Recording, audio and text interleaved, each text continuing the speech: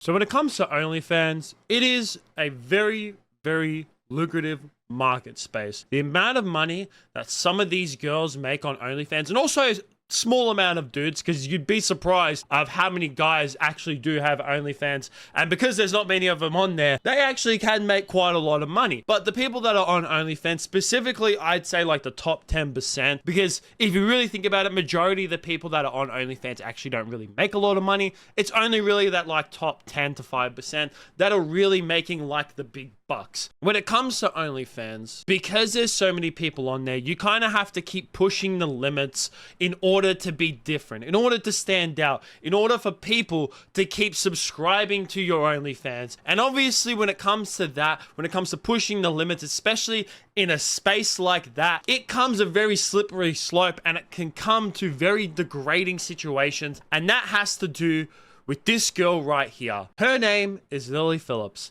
and she is the girl that slept with 100 guys in one day. Now, this was obviously a big story like a few weeks ago when this happened. I think this happened around about a month ago, I'm pretty sure, when all this went down. But there was a documentary that was made about this and posted on YouTube a few days ago, and it's really started to make its ways around. I started seeing things on Twitter yesterday, started seeing some clips. So I watched the documentary myself, and I want to talk about it because after watching this documentary, it is adamant of just how sad this whole entire situation is. And one thing that I want to point out before I get into this video is that if you look at the video itself, it has 8.4 thousand dislikes, which I think that a lot of the people who disliked this documentary disliked it mainly because of like maybe Lily herself, or because like, you know, the content itself is quite disturbing. But I think that the documentary, the guy who made this, Josh Peters, I think that it is actually very well made, like for the content that it is. And even though it is very disturbing, at the same time, it is a pretty well put together video. So I have to give the guy props that. So I think that a lot of people who did dislike this video just dislike it because they're kind of like, oh, this is disgusting behavior, which I can't like fault you for saying, because it really is. It is.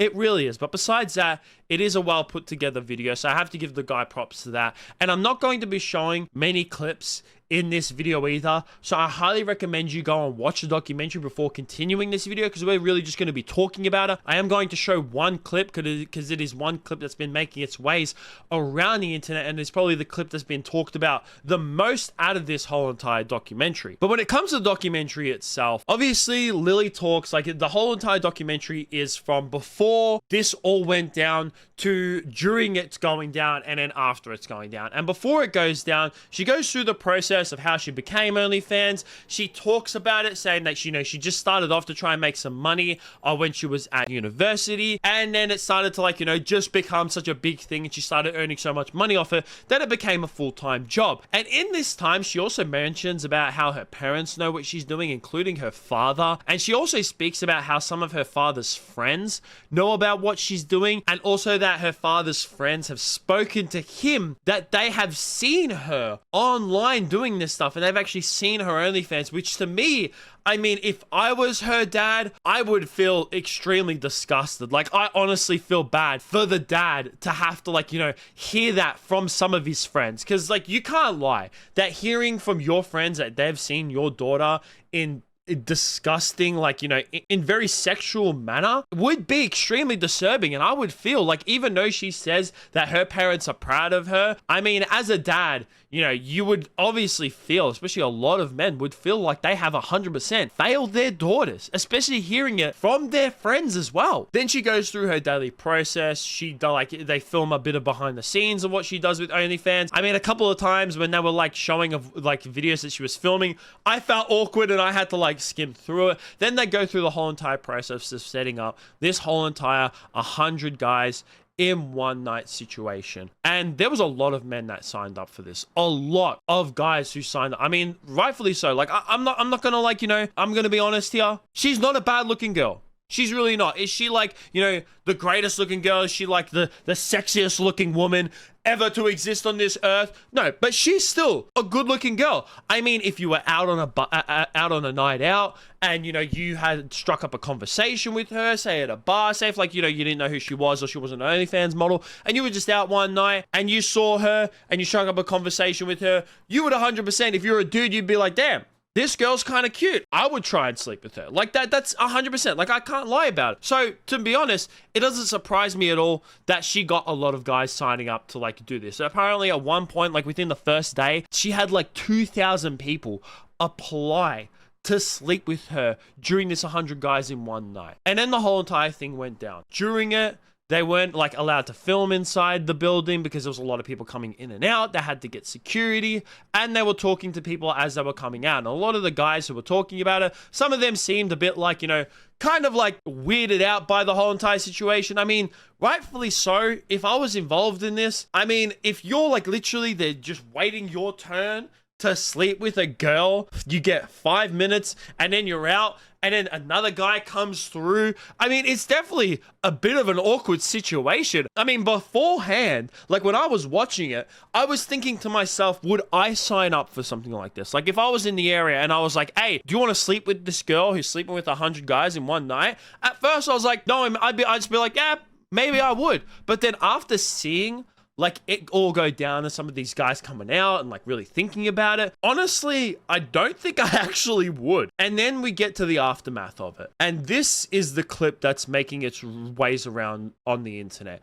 And it's where she kind of talks about if she would really recommend doing this when it comes to other women. And she says that she wouldn't because it's not for the faint of heart, to the point where she says that she feels like a prostitute. And then she starts breaking down in tears. It's not for the weak, girls. If I'm honest, it was hard. But I don't know if I'd recommend it. why not? I think if you're a different type of girl, it's very like, it's kind of like being a prostitute in a sense of like, it's just a different feeling. I don't know how to explain it. Like, It's not like just having sex with someone. yeah. Just one in, one out. Like it feels intense. Like more intense than you thought it might. Definitely. It's Sorry. okay. It's okay. Just take Yeah, it 1 minute. Yeah, take it.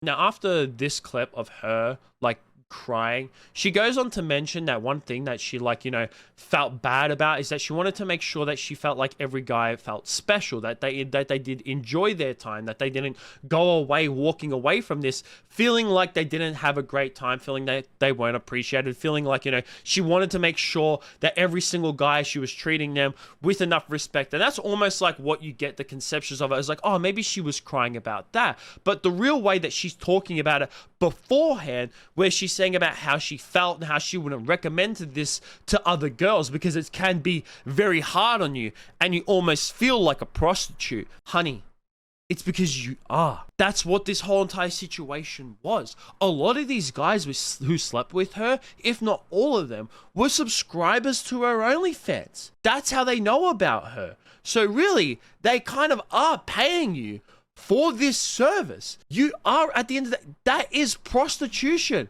I'm sorry, but it 100% is. It's prostitution with a little bit of extra steps. It's not you feel like a prostitute. It's because you are. Of course you're going to feel a bit crappy after this. This is not a normal thing to do.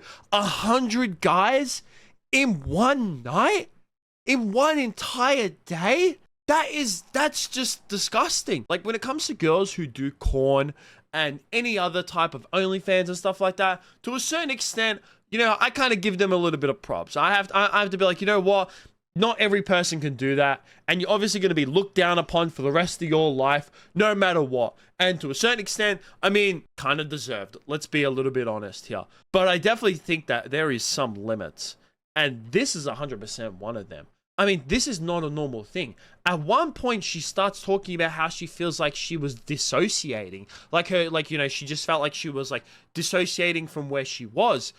You want to know why that was happening to you? Is because your body was trying to defend you from all these guys, from this traumatic experience. That was happening to you. To me, at least me, when I saw that clip and when I watched it and when I saw her after this all went down, it definitely looked like a part of her 100% regretted this.